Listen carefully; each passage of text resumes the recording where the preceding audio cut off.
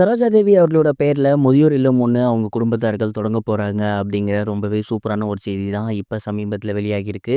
என்ன நடக்க போகுது அப்படிங்கிறத தான் இந்த ஒரு வீடியோல நம்ம பார்க்க போறோம். தமிழ், தெலுங்கு, கன்னடம், ஹிந்தி அப்படின்னு ஏகப்பட்ட படங்கள்ல நடிச்சு ரசிகர்கள் மத்தியில மிகப்பெரிய வரவேற்பு பெற்றிருந்தவங்க தான் சரோஜா தேவி.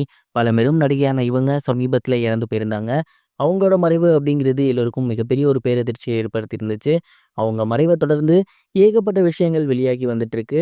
அந்த வகையில சமீபத்தில தெரிய வந்திருக்கிறது என்ன அப்டின்னா, அவங்களோட அம்மாவோட பேர்ல, அதாவது சரோஜா தேவி அவர்களோட பேர்ல முதியோர் இல்லம் ஒண்ணு அவங்களோட பிள்ளைகள் வந்து ஸ்டார்ட் பண்ண போறாங்களாமா. சரோஜா தேவி அவர்கள் உயிரோட இருக்கும்போது ஏகப்பட்ட நல்ல விஷயங்கள் பண்ணி வந்துட்டு இருந்தாங்க. ஸ்கூல் கட்டி குடுத்திருந்தாங்க, காலேஜ் கட்டி குடுத்திருந்தாங்க. முதியோர் இல்லம், அனாதை ஆசிரமம் இந்த மாதிரியான இடங்களுக்கெல்லாம் நெறைய தடவ காசு குடுத்துருக்காங்க, சாப்பாடு போட்டுருக்காங்க.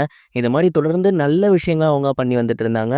அண்ட் அவங்களோட இறப்புக்கு அப்புறம் அந்த விஷயங்கள் அப்படிங்கிறது அதே மாரி தொடரணும் அப்படின்னு அவங்களோட ஃபேமிலி மெம்பர்ஸும், அவங்களோட குழந்தைகளும் வந்து நெனச்சிருக்காங்க. அது மட்டும் இல்லாம, அவங்க எப்படி நெறைய முதியோர் இல்லத்துக்கும், அனாதை ஆசிரமத்துக்கும், குழந்தைகள் காப்பகத்துக்கும் காசு குடுத்தாங்களோ, அதே மாரி அவங்களோட பேர்ல வந்து நம்ம ஒண்ணு ஸ்டார்ட் பண்ணுவோம். அவங்க எல்லாருக்கும் நல்லபடியான ஒரு வாழ்க்கைய குடுப்போம் அப்படின்னு முடிவு பண்ணியிருக்காங்க.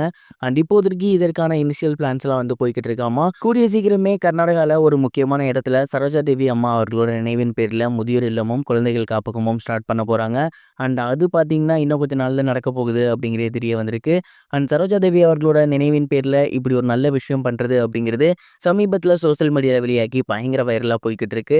இத பார்த்ததுக்கப்புறம் ஒட்டுமொத்த சினிமா ரசிகர்களுமே சரி, சரோஜா தேவி மேமோட குடும்பத்த எல்லாருமே வந்து வாழ்த்துக்கள் சொல்லி வந்துட்டு இருக்காங்க.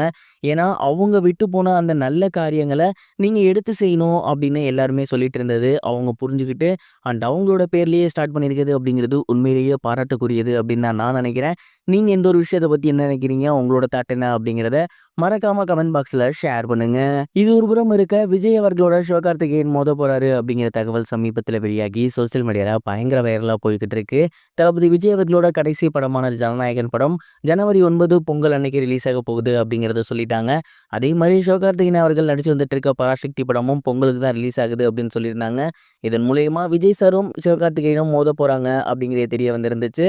இந்த ஒரு நிலையில சமீபத்தில தெரிய வந்திருக்கிறது என்ன அப்படின்னா, இந்த 2 நடிகர்களுமே இன்னைய தேதிக்கு தமிழ் சினிமால அதிக வருவாய் ஈட்டி தரக்கூடிய நடிகர்களா இருக்காங்க. இவங்க 2 படமும் ஒரே நாள்ல ரிலீஸ் ஆச்சுன்னா, கண்டிப்பா ஏதோ ஒரு படத்தோட வருவாய் அப்படிங்கிறது மிகப்பெரிய அளவுல அடிபடும். அதுலயும் விஜய் சாரோட கடைசி படம் அப்படிங்கிறப்ப அதற்கு மிகப்பெரிய ஒரு எதிர்பார்ப்பு இருக்கும்.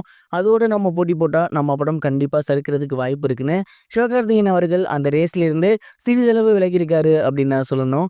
என்னப்பா சிறிதளவுனா, விஜய் சாரோட படம் ஜனவரி 9ஆம் தேதியும், சிவகார்த்திகேயனோட படம் ஜனவரி 11ஆம் தேதிக்கு மேலேயும் ரிலீஸ் ஆக போகுதாமா. இதுவரைக்கும் கனெக்டிங் டிவிக்கு சப்ஸ்கிரைப் பண்ணனா மறக்காம சப்ஸ்கிரைப் பண்ணிக்கங்க. உடனடி அப்டேட்ஸ் பெறுவதற்கு நோட்டிஃபிகேஷன் பெல்லையும் கிளிக் பண்ணிக்கங்க.